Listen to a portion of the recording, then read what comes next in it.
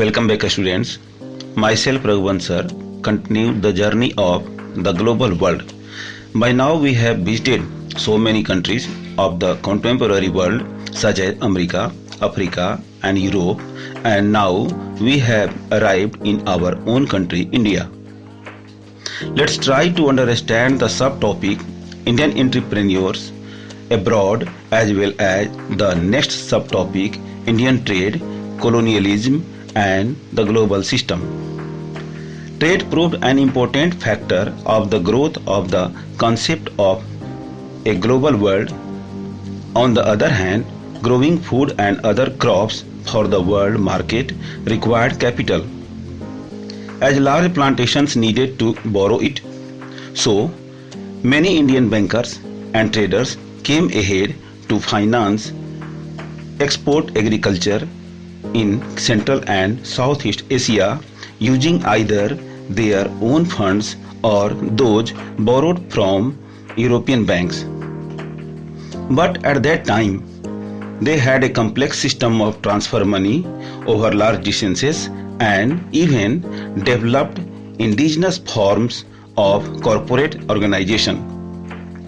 They also followed European colonizers into Africa. For example, some of those prominent Indian bankers and traders were Shikaripuri Srafs, Natukotai Chettiars, and Hyderabadi Sindhi traders who established their business centers at busy ports worldwide. Now let's consider the Indian trade. As we know that India produced fine cotton to export to Europe, but after industrialization, production of British cotton began to expand. That's why industrialists pressurized the British government to restrict cotton imports into Britain and protect local industries.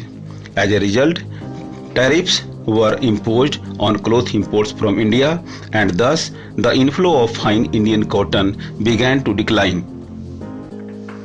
Indian textiles now faced stiff competition in other international markets. So, export of raw materials increased equally fast. Between 1812 and 1871, the share of raw cotton exports increased from 5% to 35%. Indigo used for dyeing cloth began to export to Britain and opium to China. Britain grew opium in India and exported it to China. The money earned through this trade was used to finance tea and other imports from China. Over the 19th century, British manufacturers flooded the Indian markets. From India, the exports of food grains and other raw materials increased.